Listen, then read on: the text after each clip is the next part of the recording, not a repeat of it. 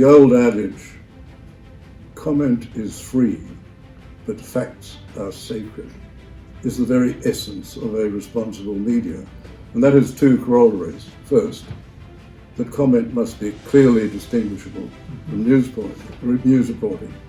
There's a second corollary which is often overlooked, and that is that journalists in opinion pieces, in which they claim that there are facts, should only contain those facts which they believe on a reasonable basis to be truthful.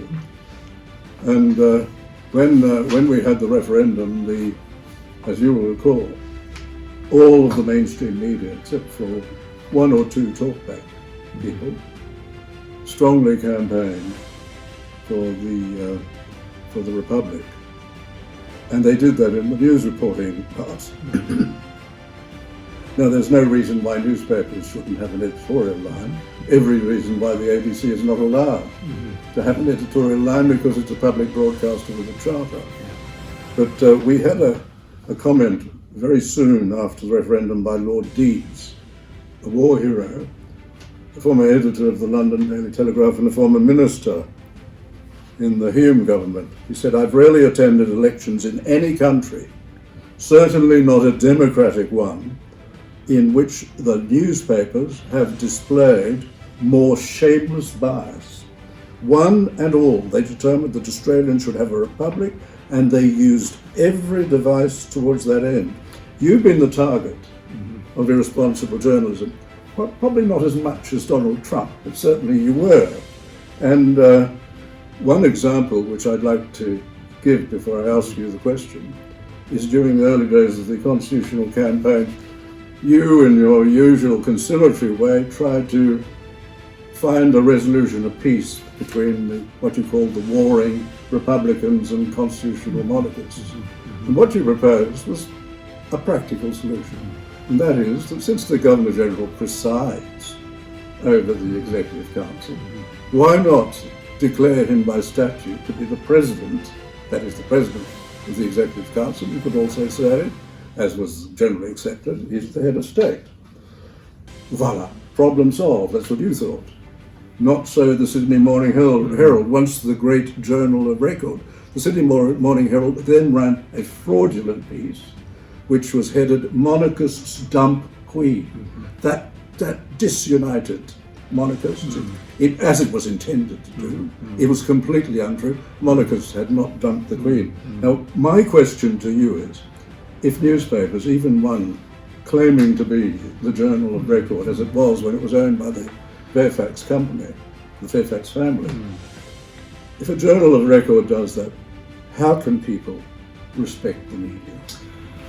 Well, that's a very good question. And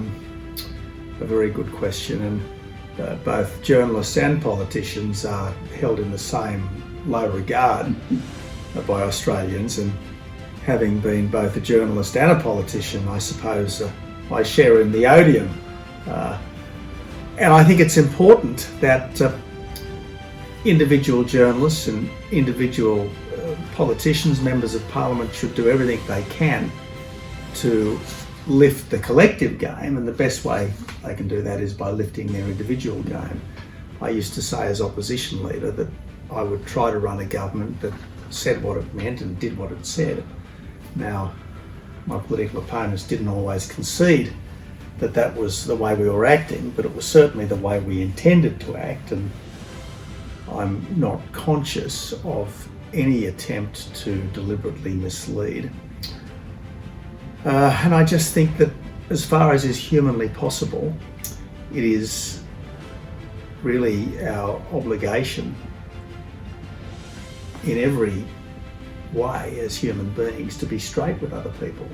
Now, it doesn't mean picking unnecessary fights, doesn't mean being absolutely scrupulous in giving blunt answers to every inquiry, but we have to be straight with people, and if more people tried to be straight with the public, as members of parliament, as journalists, if more people were prepared to concede that no one individual or no one political party is the repository of all wisdom and insight, that would probably be no bad thing as well. I mean, one of the difficulties with debate at the moment, David, is that there is a tendency, particularly on the left, to impute bad faith to its opponents. If you disagree with the politically correct line, you're not just misguided and wrong, but you're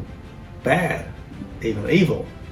And it's very hard to have a reasonable discussion with someone who you regard as evil.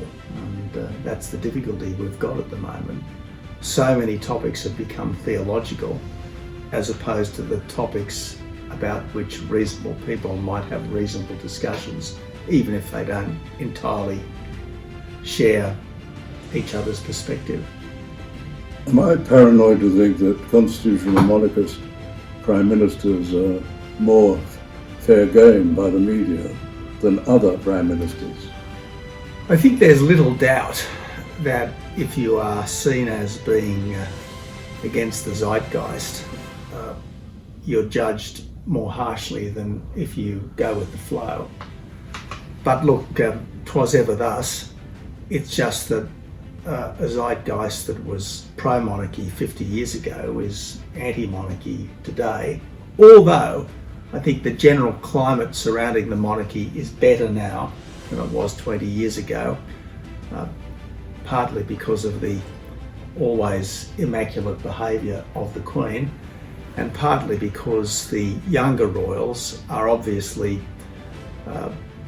appealing people. And while it's the office, not the office holder, that constitutional monarchists most respect, obviously it does help when those associated with the crown are people that it is easy to respect and like.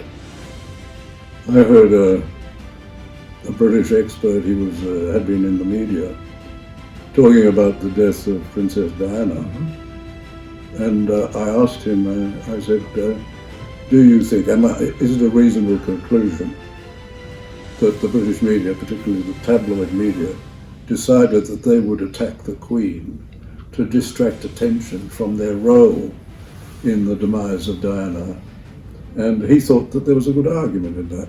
You know, how they did over the ridiculous things like the flag, not flying at half-mast, when the Union flag was never flown over Buckingham Palace, and keeping the princes up in Scotland at Balmoral, rather than bringing them down immediately to London. Look, there is no doubt that anyone in the public eye cops the media we have, which is often unfair and nearly always robust. But Her Majesty the Queen has always, as far as I can recall, at least in public, been magnificently indifferent to it. I suppose because she's always felt secure in her position in the hearts of her subjects,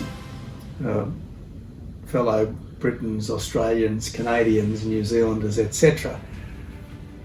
And I think there's a sense in which complaining about the media is a bit like complaining about the weather.